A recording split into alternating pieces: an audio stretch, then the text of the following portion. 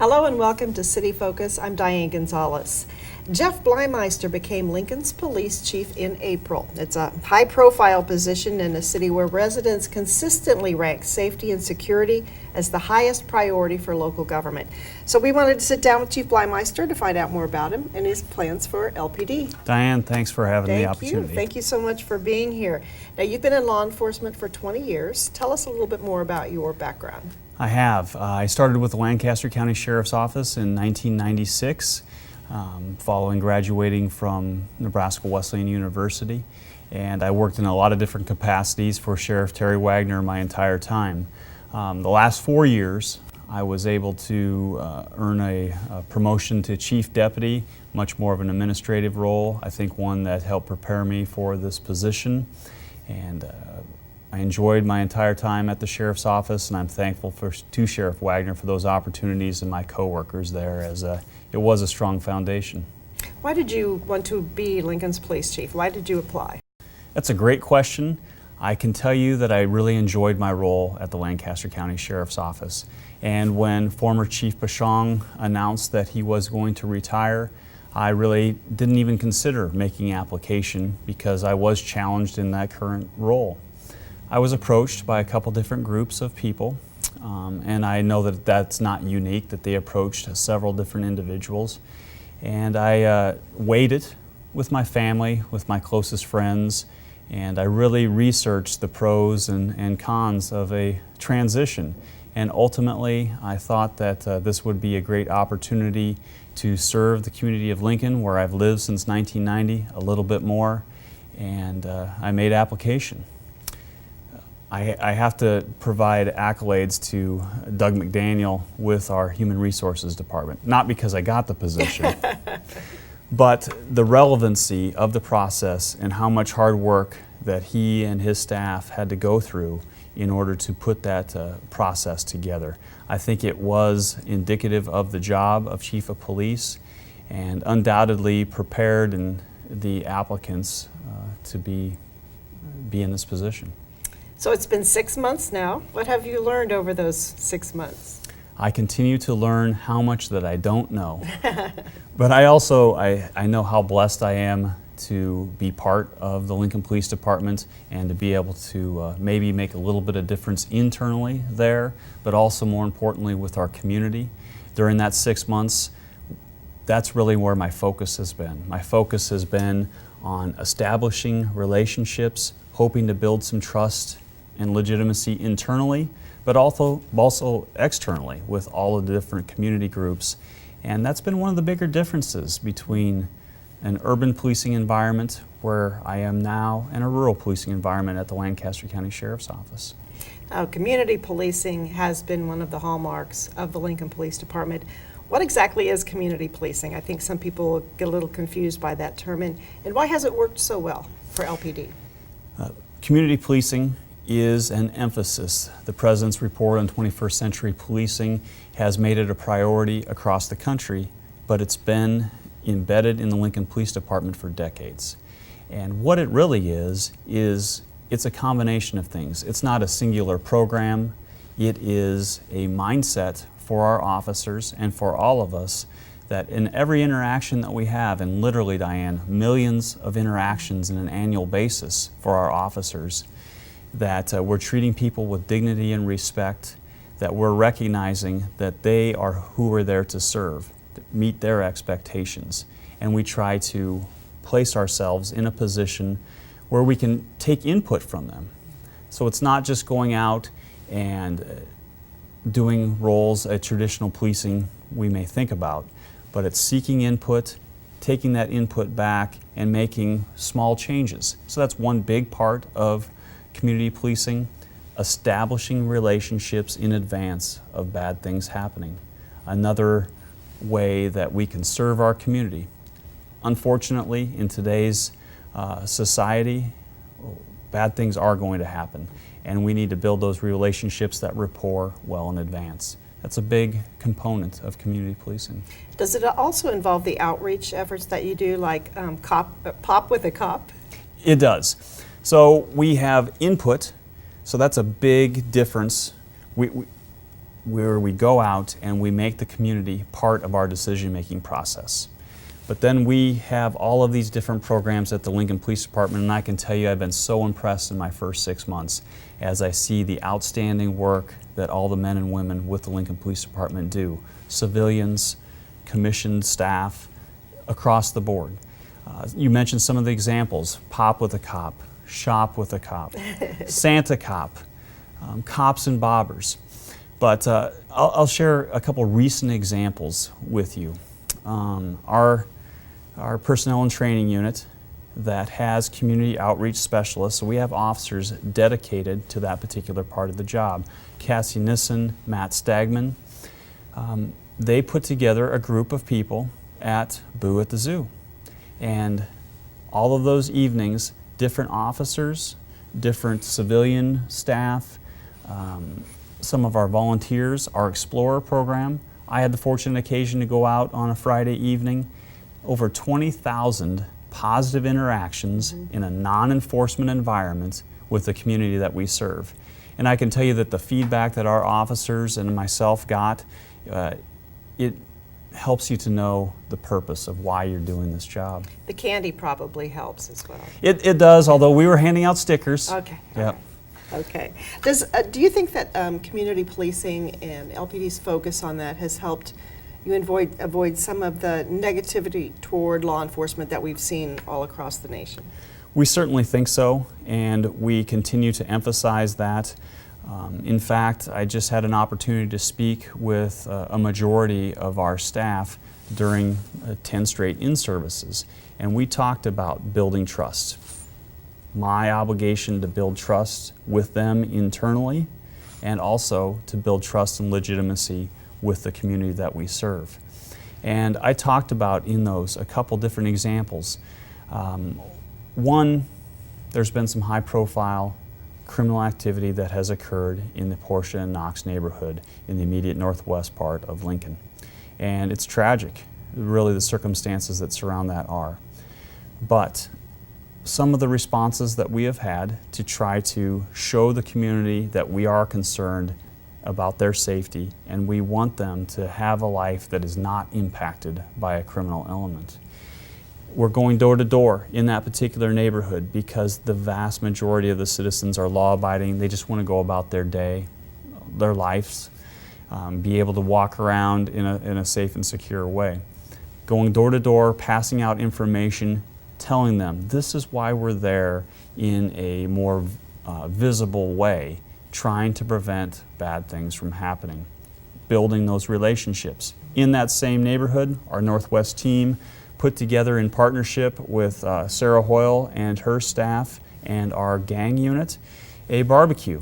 So 3 hours on a Sunday afternoon, and it was another beautiful day similar to the weather we've experienced lately, and I had a chance to go up there and be part of that. And what I saw was so many different people, their kids, enjoying the experience because of the barbecue and some of the inflatables that they had brought up there, which is outstanding. But what I really was looking for and so impressed with was that our officers weren't sitting back. They weren't on the periphery. They were actively talking with not only the kids, but their parents. And we talk about building those relationships in advance, and that's just another way that I see it. But it's something that happens during every interaction we have.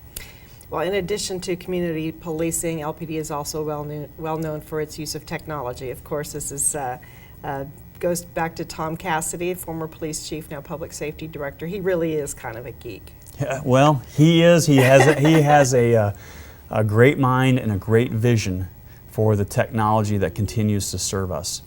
One of the elements that we've been discussing a lot lately is our powerful records management system. And Tom and Claire Lindquist and Jackie Feifel and some others, Tim Travis with Information Services, have dedicated their lives building a system that serves our officers on the street.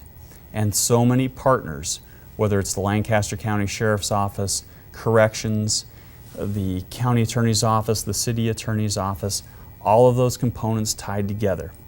And in a previous role, when I would describe myself as more as a law enforcement officer than an administrator.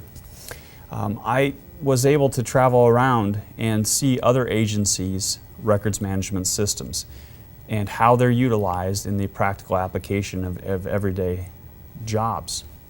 And continues to be so impressive, the system that has been built, and Director Cassidy has a lot to do with that, of having that vision, of dedicating the resources. And so now I'm tasked with maintaining that and developing it even further so for the next decades it serves our officers and our civilian staff. Well, I want to talk a little bit about two particular types of technology. One is facial recognition technology. The ACLU has expressed some privacy concerns about it. Can you tell us how that works and how LPD uses facial recognition? Absolutely. Great topic, one that's very interesting to me. Currently today, when you or I go and get a driver's license, our photograph for that driver's license becomes part of a database that has very strict use parameters around it that's maintained by the state of Nebraska. And these restrictions are prohibitive in so many different ways, and we follow the guidelines that are in written documents that say what we can do and what we can't do. But as you know, Diane, today everybody has surveillance cameras. All the businesses do. Many homes do. In fact, there's a national emphasis on law enforcement officers having body-worn cameras. That's our next topic. Okay, but with the facial recognition, our officers do and should, when there is a crime that occurs at a business, for example, a shoplift, they go and they work with the business unit with documentation, so there's legal process that we use to get the video footage. And on occasion, the video footage is good enough to where no one here locally recognizes that particular individual, but then we have policies in place that say, well, this is a suspect in a crime. In the example that I'm using, a shoplift. We make a recommendation through our forensics unit that goes to the Department of Motor Vehicles, and they enter that photo into their system. Last year, 17 times we made that request. 17, and we took 125,000 calls for service. Not all of those theft, and definitely not all of those would have video, but it kind of puts it in context. Of those 17, we had 4 successful, what I'm going to call successful, where the facial recognition software worked. It returns to our officers not a single individual, not Jeff Bliemeister or Diane Gonzalez, but a grouping, a listing of individuals where the software produced that result. Then our officers take that and they do further research on those particular individuals to see, could have this person been responsible? But we don't just stop there. I mean, we go out to this individual, we interview them, and we have to corroborate that they are the person responsible. So the concerns, the privacy concerns expressed by the ACLU, they're valid. We need to protect that information and not utilize it in a way that intrudes upon the privacy of law-abiding citizens. But in the circumstances of how we use it, it's codified within our policies and procedures. We have quality assurance measures in place, and we take extreme caution in making sure it's not the only thing that goes into a criminal arrest. All right, and now body cameras. We've been Body hearing cameras. a lot about that. It seems like a good idea to have that kind of tool at your disposal, but as I understand it, there are also a lot of challenges, one being cost. You betcha. That is, so I have an opportunity to go out and speak to a lot of different groups, and that is the hot topic. I was at a conference for the International Association of Chiefs of Police a couple weeks ago, and there were so many breakout sessions. So it's not a topic only locally, but nationally. And we'll talk about a few of the advantages. Personally, Jeff Bliemeister, and I would believe a vast majority of our officers are advocates of a body-worn camera system. In fact, we have many officers that have purchased their own. They've purchased their own because at the Lincoln Police Department currently we have 4 that are in operational use. But we want to expand that. And we've asked our internal experts, our information technology people, to provide us some cost estimates. And I can tell you that today, if we were to outfit our uniformed officers, so approximately 215 officers with body cameras, the software to support it, the storage costs for 180 days, so a very small time period, and then the personnel costs associated with maintaining a technology program that's pretty large scale. Year 1, $539,000. That does not take into account long-term storage costs. Long-term storage, depending on how we choose that platform, could cost anywhere from the $20,000 to $200,000. And a lot of that has to do with how accessible is it on a desktop, does it fit the Department of Justice and other criminal justice criteria for secure storage. $539,000 year 1, over $200,000 every year thereafter. And again, not taking into account the long-term storage. So, Jeff Bliemeister knows, a lot of us are aware that public safety is a partnership. Your safety and security is not just because of the Lincoln Police Department. It has a host of other government partners, the fire department, public works, many more, the court system. Parks correct? and libraries. Parks and libraries, absolutely. There's a finite amount of money that's available. So as often as I talk about body cameras, and Diane, I truly believe that within my tenure as Chief of Police, there will be a full-scale implementation of this program. I just don't want to do it prior to it being sustainable with the physical constraints that we just talked about. So I get asked about, is that your top priority? It's an often asked question, and I have to answer honestly, and it is not. It's not, because the Lincoln Police Department is and continues to be a very small agency for a community of our size. And we, I believe, do an outstanding job because of the talented men and women that work for our agency of meeting the expectations of the public. But population growth, geographic expansion continues to place stressors on all of these individuals. And when coupled with heightened expectations because of national events, my priority is to grow the size of our agency. And that's inclusive of commissioned officers, which we were fortunate. The mayor's budget this year provided us with funding for 4 new officers that we plan to hire and add to our academy class in 2016. But also the civilians to support that, the dispatchers. And the equipment, the cars that... It does. This morning, I was doing a speaking engagement, and some of these questions were talked about. And we need to be cognizant of physical constraint and once again say it's not just law enforcement that is doing this. For example, and one of the matrices that is used across the country is the ratio of officers per 1,000. Currently, the Lincoln Police Department is at 1.18. Very, very low ratio in comparison nationally. We move up to Omaha, and in 2015, they were 1.9 officers per 1,000 population. So doing the math, that would require us to hire 200 police officers. 200 police officers at an estimated cost of $80,000 per year, $16 million.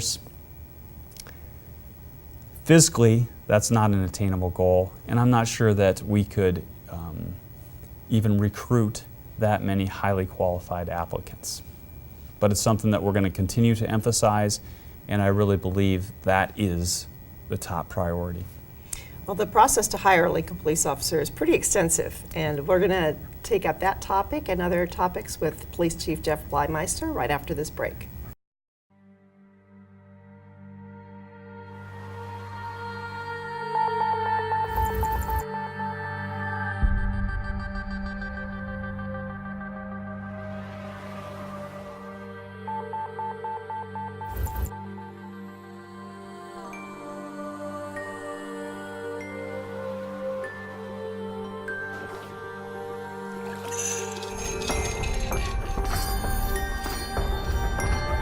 She's not breathing.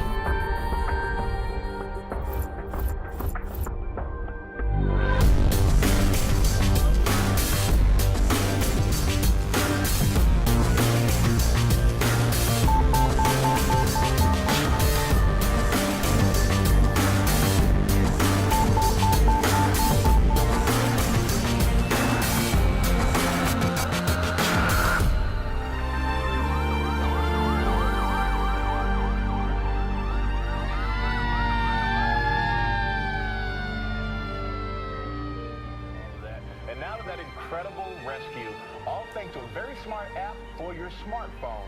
A Washington State man sprang it into action. We got a message.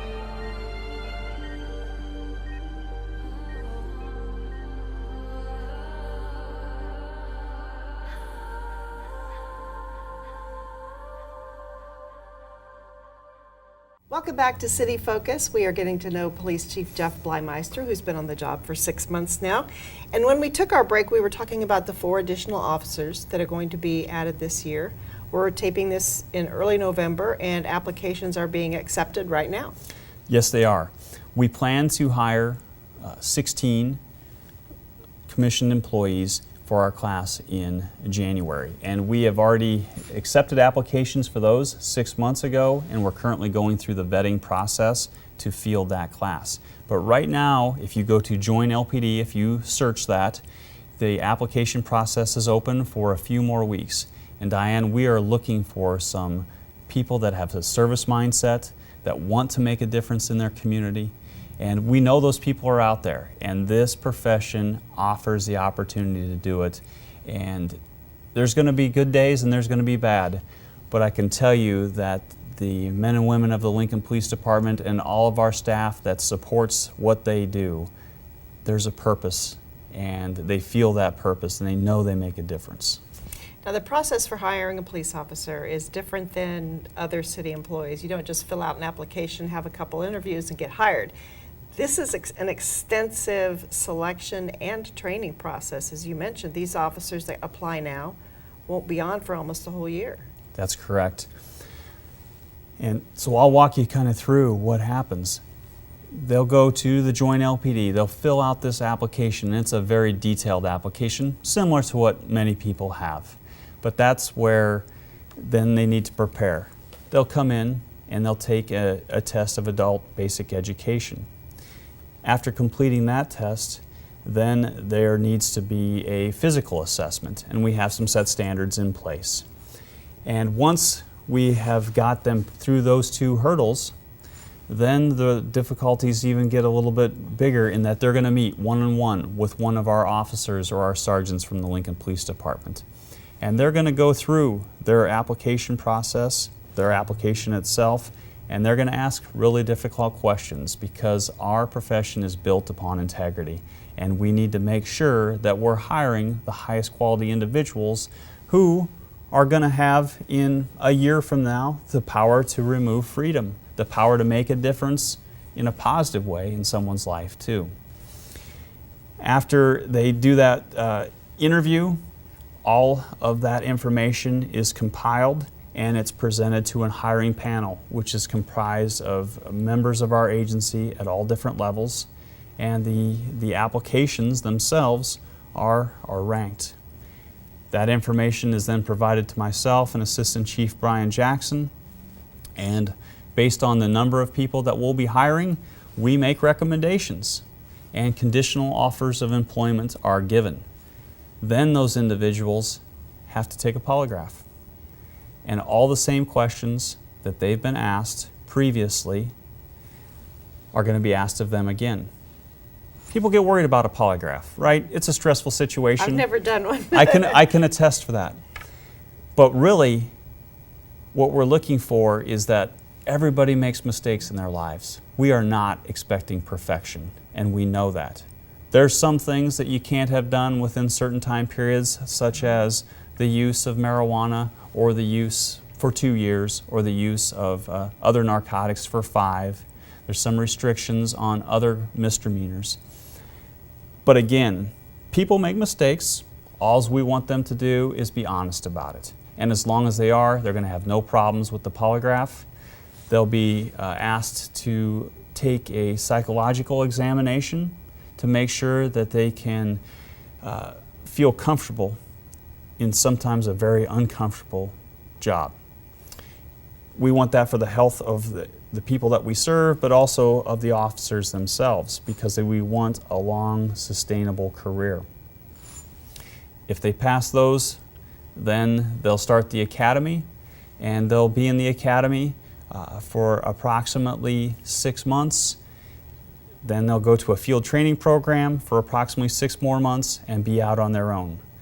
Now, it seems like a long time. The job of a Lincoln police officer is extremely difficult and diverse. There's a lot of stuff to know, and it's hard to know that in a short time period. And we want to make sure that they succeed, and that is the way our training model is designed. Oh, our community, as we know, is getting more and more cultural diversity, which is great, but that poses some particular challenges for you, both in terms of hiring and in terms of serving the public. It does. That's been one of the more interesting parts of my transition from the Lancaster County Sheriff's Office in a rural policing environment to one in Lincoln in an urban policing environment. We need to field a workforce that reflects the population that we serve. And we've tried for a long time to do that. And sometimes we're more successful and sometimes we're not. But Diane, I'm here today to say that if you know, or if the viewers know, people that have that mindset, that want to serve, fill out the application. We'll be honest with you about what challenges there are and what the positives there are. And we want to try to field that kind of workforce. It makes all of us better. I want to talk a little bit about crime statistics, because we like to feel like we live generally in a very safe community, but we have had this unusually high number of murders this year. And I was wondering if you could talk a little bit about the reality of violent crime and how this year compares to other years. I'd be happy to. This morning, I posed the question, what is your perception of violent crime in Lincoln? Is it up or is it down? And almost uniformly, everybody said, well, it's up. In actuality, because we measure this, violent crime is down. Only by 5 offenses. We, at this time last year, had 776 incidents of violent crime. This year we have 771. So it's statistically static. But there isn't this great increase. There is an increase in homicides. 9 this year so far, comparatively 1 in 2015. Those incidents are highly scrutinized, and they should be. They draw upon all of our resources. I'm glad to say that all of those have been cleared, that the persons culpable are being held responsible or are no longer in public. And they were cleared very quickly. They were, and that's because of the skilled staff with the Lincoln Police Department, both from the immediate response through a very great group of criminal investigators that are passionate about the job that they do. But public's perception still drives that 9. And we look at them. Are there ways that we could have prevented those crimes? Because ultimately, although everything seems to be a focus on solving a crime, we want to prevent that crime from happening. Hard to measure the prevention of crime, but something that we strive to do. And there really isn't any particular thing that the Lincoln Police Department could have done to prevent those from happening. A lot of different things are woven into those incidents. Narcotic use, narcotic sales, mental health issues, domestic violence. And so that's where we reach out to the community and say, if you see something, call us. Even if you think, I don't want to waste the Lincoln Police Department's time because I've heard Public Safety Director Cassidy or Chief Bliemeister talk about how busy our officers are, and they are. But if you see something, if it doesn't feel right, call us and we'll come and take a look. And I know that we'll be able to determine if there is further action needed and hopefully prevent some of those things from happening. They're tragedies, and for the families involved, my heart goes out to them, and all I can sit here today is assure you that we look at them as closely as we can, and we'll try to do better in the future. Now, you mentioned mental health issues. It's one of the biggest challenges in our society as well as in policing. You've seen a big increase in cases involving mental health issues. What do the statistics show? And how does your department deal with that challenge? The Lincoln Police Department does an excellent job of training our officers when we compare it to national trends in law enforcement on how to deal with people in mental health crisis. But let's put it in perspective. A little bit ago I shared with you about the violent crime statistics, 771 offenses to date in 2016. During that same time period, over 2,600 mental health investigations. So almost 4 times the amount of mental health investigations as that of violent crime. And these can range from as extreme as a suicide to the higher volume of mental health calls where our officers go out and people are in crisis and they are unable to deal with the day-to-day of our lives, or their families are frustrated, wanted somebody to get help, and we can empathize with that. Our officers feel the same way. So oftentimes we would go and we would intervene because we're good at intervening and stopping that immediate crisis. But that's where our expertise kind of stops. And we need community partners to be able to improve the quality of life of all of those individuals and their families. And our officers are frustrated too. Mm-hmm. We've entered into a partnership that was originally funded by the Community Health Endowment through the Mental Health Association called the REAL program.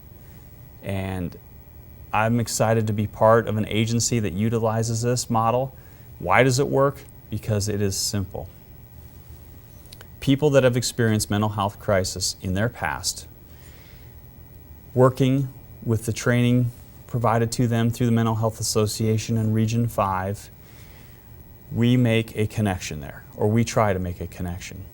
So we'll go out to the same house and talk with the same person who doesn't meet the criteria of being an immediate danger to themselves or others, and we don't take them into protective custody. We make a referral, and then the professionals at the Mental Health Association, the REAL program, go out and try to establish a relationship. That's a difficult challenge. But we measure that. And so not everybody, because it's not forced, that accepts that contact and allows those professionals to work with them, we can see a very reduced number of arrests in the 12 months following that referral, and also a reduction in the number of calls for service. That alleviates the time and the stress on our officers so they can do other things, follow-ups, community relation events, all the things that we've kind of talked about today. And that's called the REAL program? That's correct. All right. That sounds like something that can be replicated across the country. It certainly is, and the officers that have been involved from the infancy of that program have received accolades, rightfully so, and we continue to gather the statistical data and try to look at, is there other ways, is there other types of calls and interventions where we can utilize a similar model, all but different expertise. Well, let's talk a little bit about the future. I know you were probably asked in your extensive job interviews, what are your goals for the agency? What kind of plans do you have for LPD moving forward? We talked a little bit earlier about my priorities. Priority number one is trying to earn the trust of the employees that I serve. And in the similar mention, the community itself, the community at large. And that's where I've dedicated time and efforts during this first 6 months. And I talked to all of our officers in the community about that. It's so important. Hard to measure, hard to gauge. We have a lot of projects that are going on. I'm excited about the development of our training campus. It's a partnership with the Airport Authority where we have built a firearms range, and that was done with tax dollars that had been saved through many, many years and partnerships with the military's Innovative Readiness Team. What an exciting endeavor. They need to be able to train on how to build structures so when they're deployed overseas, they have that experience. And so they'll come in and for training provide the citizens of Lincoln and our office these skills, this labor, this equipment, and we all benefit from it. Everybody does. And that firearms range is almost open and ready to use. And we have future expansion efforts as it relates to our canine training facility on the same grounds, and going to continue that partnership with the military. That's another source of what I'm looking for in the future. A third is how do we continue to maximize the technology, some of which we've talked about today, practically apply it to the day-to-day setting of our officers, and have a more calculated and measured approach to deterring and, when criminal activity does occur, of solving that. So those are three areas where the focus is going to remain, and they're broad, but yet a necessity in our profession. Well, police chief, as we know, is one of those jobs that's kind of 24 hours a day, but tell us about Jeff, the family man. What do you like to, I know you like bicycling. Tell us about your family, your hobbies, what you like to do when you're not wearing a uniform. I've been married to my wife for 19 years now. I'll say you better get that right. Yep. And I have two daughters. My oldest daughter is 23 years old, and she lives in Omaha. She's a nurse, she's married, and that's an exciting time of her life. She's a great kid. My youngest daughter is 17, still in high school. She has many activities that she's involved in that's what I do in my free time right now, and my wife and I do that in our free time. We follow her around knowing that it only has a few more years to go and then it'll all be over. But physical fitness is a hobby of mine, and it has been for a long time. My wife enjoys that too, so I love to get outside and enjoy the great outdoors, and honestly it keeps me grounded in some of the more difficult days during this job. So those are some of the things. My parents are still, my dad just retired, and he's able to come down and share a lot of his time with my daughter, and he has a granddaughter and grandson that my brother has here in Lincoln too. So family is important. it is. And Yep. you keep that in mind as a chief of police as well. I try to. I try to keep that balance, and I try to recognize that the families of all of our officers and civilian employees need to know how important their role is, especially when we see events that occurred in Iowa earlier this week.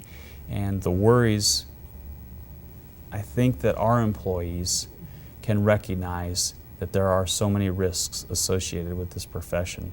It doesn't make it right, and it doesn't make it any easier, but I think about the families who watch their husband, their wife, their boyfriend, their girlfriend head off to work and wonder, well, could this happen here? Mm. And unfortunately it could.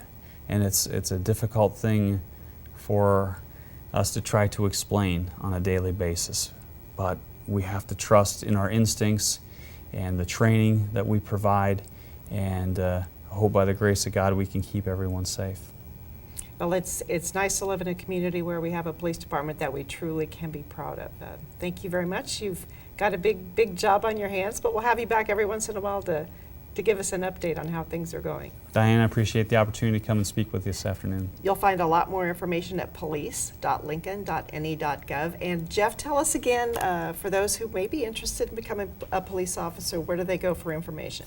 If you Google search Join LPD, it's going to take you right to the link and to the application, and that's how you need to start the process. There's also contact information there. You may have additional questions about the profession. Maybe you want to come and do a ride-along because you're interested in a job at the Lincoln Police Department. Give us a call, and that's something that we'll talk to you about and arrange. All right. And police.lincoln.ne.gov, if you've never been on that site, you need to check it out. You can find fascinating information about your own neighborhood right there on the police website. So keep up the good work, Police Chief Bliemeister. Thank you so much for being our guest today. Appreciate it.